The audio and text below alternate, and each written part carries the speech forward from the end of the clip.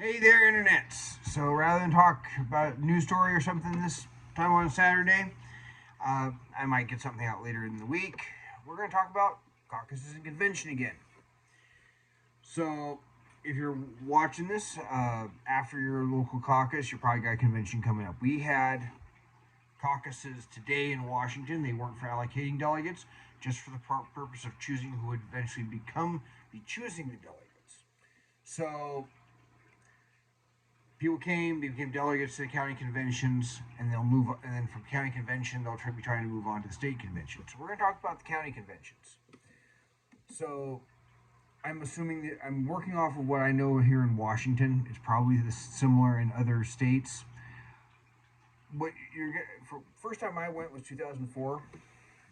So few people. I just signed up. I've been the only person from my precinct, and we had people today that were in that situation.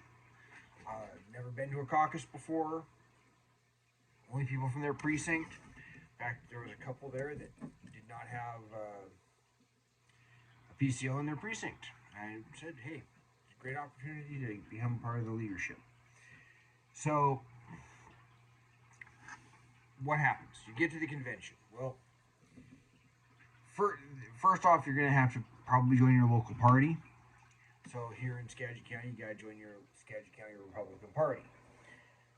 Then, as you're going to have there's already platform committees forming with the precinct committee officers or precinct captains, depending on your state. There's going to be a resolutions committee, a credentials committee, all that. Remember this because if I don't extend this video too long, I'll talk about the state convention, and that will become important. You get to the convention, you'll get checked in. Generally, you're probably going to be able to sit wherever you want. They may have to split off, have the alternates. If there's alternates from your precinct, sit elsewhere. Alternates, of course, get to advance to being actual delegates if delegates don't show up or have to leave early. So a lot of the morning is just going to be a lot of housekeeping, selecting a temporary chair, temporary secretary, and then they'll select permanent people. Yes, in theory, a permanent chair, the person who's the temporary chair will probably be your permanent chair, but sometimes that can change. The temporary chair may be your party chair, and he may want to hand it off to somebody who's been doing it for years. So that may happen. There will probably be a parliamentarian. That person is just basically a rules lawyer. Locally, we've had the same one for years, and he is a lawyer. You may get a copy of the proposed rules in advance. First thing first, before you do anything, read the rules. It can save you and everybody else a lot of headaches just by knowing the rules so that you can both understand what you can do and what you can't do, and even how the rules can work to your advantage or disadvantage. One of the first things they'll do is they'll have to accept the proposed rules. Now, most of it will include all the general rules of the floor will be parliamentary procedure unless outlined in that rules document. It'll be Robert's Rules of Order. If you have prior experience in that, maybe you were an FFA in high school, maybe something like FBLA, FHA, any of those high school clubs, they usually operate on Robert's Rules of Order, and they'll usually operate with the most recent edition they have. So it gets updated, and I don't think they make major changes as a rule. It just gets updated with minor things. If you know the basics of I make a motion, being recognized on the floor, knowing how to second, knowing how to amend, you're going to do fine. You don't have to get into any obscure rules. But do read the proposed rules. There might be specific things like say they're going to favor a voice vote, or that. And for some of the rules aren't going to relate to parliamentary procedure because it will address if we run out of time, if there's a preset time to adjourn, what it takes to suspend the rules, what it takes to extend the time. What happens if, what's the rules for electing delegates? This is important especially once you get into the tactics and strategies. Over the course of that time, there will be an opportunity. You'll hear, especially they'll usually put them in between places as candidates show up. You're going to hear candidate speeches. Sometimes I pay close attention, sometimes I don't. To be totally honest with you, sometimes that's my opportunity to sneak out to the restroom, especially if it's a candidate whose race is not relevant to me. I try to be respectful of the people that are relevant. You don't have to jump up and try and list or cause a scene. Just listen. Maybe you'll learn something. You might find your views on a candidate change. I went and talked to two candidates. You might have an opportunity to interact with these candidates at a convention. I actually went to asking questions of one of the candidates for Congress one time after a convention, or at a convention after they'd done their speech, because one of them talked about heavy on immigration, one talked about some budgetary stuff, but they didn't talk about the same things. So I was curious because I vote on taxes and spending, judicial appointments, and guns first, and so I wanted to hear what they had to say. And I was actually much more impressed with. I don't think I got to talk to both of them, but I got to talk to at least one of them. And I think I tried to ask questions kind of in a not baiting you or indicating what I wanted to hear. And I got interested. I kind of almost made my decision right then which one I was going to support. And that was for a primary race. This was like 10-ish years ago. And then you're going to hear that. They're going to come in and out all day. In between that, there'll be a moment to approve a platform. Now, you may have filled out surveys. You may have done resolutions at your local caucus. Those sometimes make them into the platform.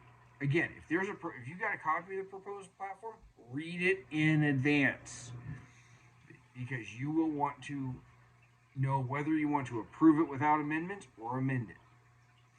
As far as addressing how many amendments you should come with or how they should be written, I'm going to save that for at least the third video, might be the fourth. It's going to be pretty much the last video I do on this subject, when it's tactics, strategies, and how to not be that guy. And I'm going to get that out before our local county convention at least. So know what you want to do on that. Do, when they make these votes, be loud. When my first time to a convention, I sat with a whole bunch of noobs, and we're kind of saying, I, and it was loud. It needs to be, I, in comparison. Because we're watching this other table, and we thought we weren't winning a lot of votes, and we realized this other table, who, some of those people I got to know, and one of them became a mentor to me, and I've heard he's in hospice, or been moved to hospice, and it's really too bad. I was hoping to see him through this campaign, but we realized you can't be quiet. If you think it's close, go ahead and call Division of the House. That's not a tactics or strategy. It's just, if you think you're being cheated, you can call Division of the House, and it goes from a voice vote to a standing vote, or another means to try and clarify. I actually called when I was on a platform committee. I didn't feel typically good about being on the committee and seeking to amend the platform, but when it sounded close, I said Division of the House, because I didn't want people to feel like they'd been cheated because maybe the chair got it wrong. Turned out it wasn't even close. It was just the minority was very loud. So do that. Then you're gonna have a chance for resolutions. Those resolutions and amendments may have a time frame that you have to have them in by, so you can't come up with it at the last second. You may have to have them in by before that day. You may have to have them in that day by a certain time. Again, know the rules. Get those things in on time. It's not, we're a party of, Republicans are a party of personal responsibility. It's up to you to get that stuff in. So do that. if you do lose a vote, don't think you just got cheated or that you didn't get your say. You just didn't win. Not getting your way does not mean you didn't get your say. Sometimes you're going to lose votes. I've been on both sides of the two amended decision. I've lost and won both sides. That's just the way it is. After they've done most of that, there's going to be a time frame where it may say between a certain time you have to elect your delegates. They have to start that. Typically, there'll be a break for lunch. Locally, we do that after lunch. I highly recommend kind of going with the lunch deal. Saves you time on going and getting something, unless you've got a dietary need. And that happens. It's usually just like a boxed sandwich and chips, and maybe a drink from a local place. Although they did cater it a couple times, and it was some good stuff. In fact, the person that was a mentor to me, we're waiting in the line to go through this catered lunch. And he turns around, this candidate had been up there talking about how he was an NRA member and this, and he just seemed fishy to me.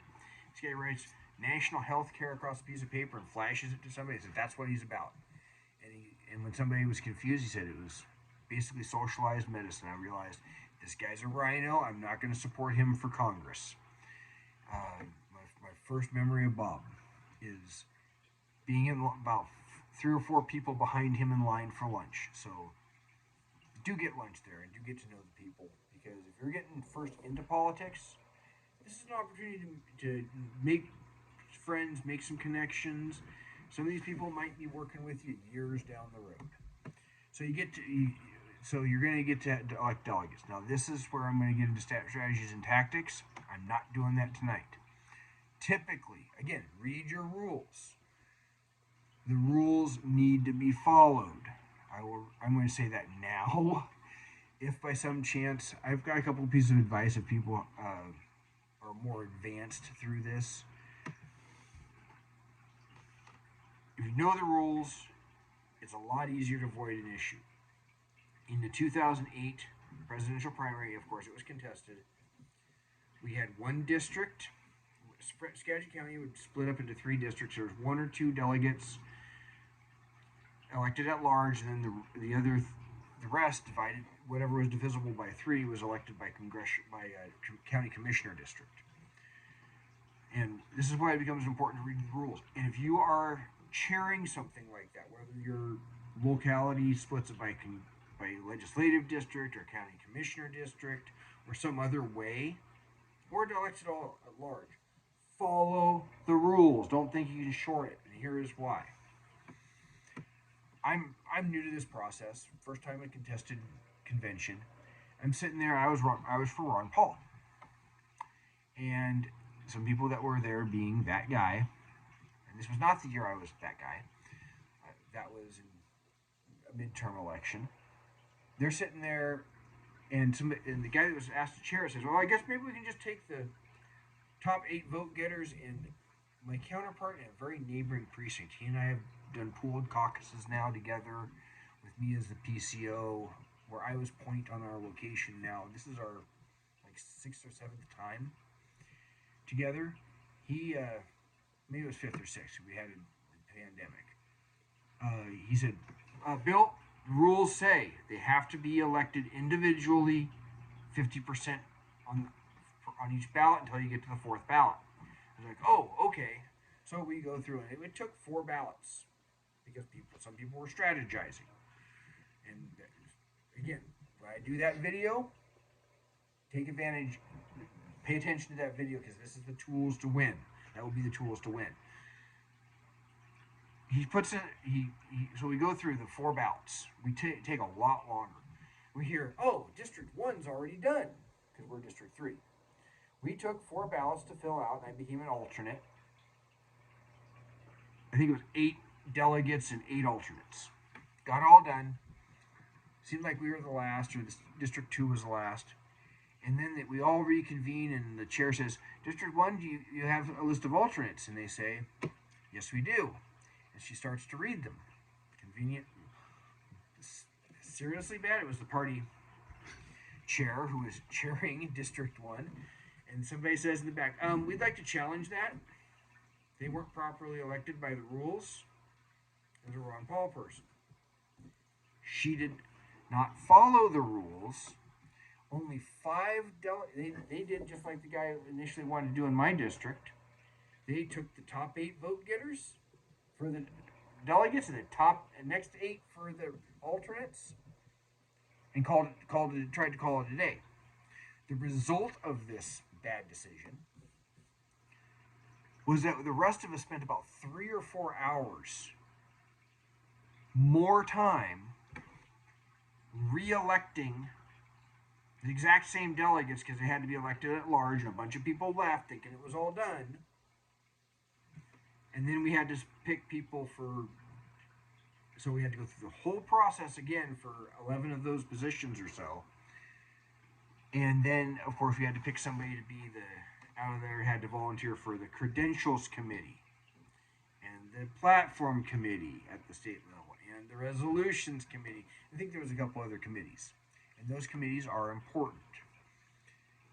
And then it resulted in other fallout, including a special meeting, and the same people that challenged that group of delegates from that district tried to just challenge the entire delegation from Skagit County, which would have gotten the whole delegation thrown out had it been successful, and it was not, because by electing the others at the improperly elected ones, by redoing it at large where anyone in the county could do it, it was within our rules. And then but I didn't get home till like 11 o'clock at night, and I should have been home at like 6. Maybe 7 o'clock. So follow the rules if you are chairing one of these things. And if you are not chairing, but you are there and someone's not going to follow the rules, say something immediately. And say, that's not the rules. You need to follow the rules.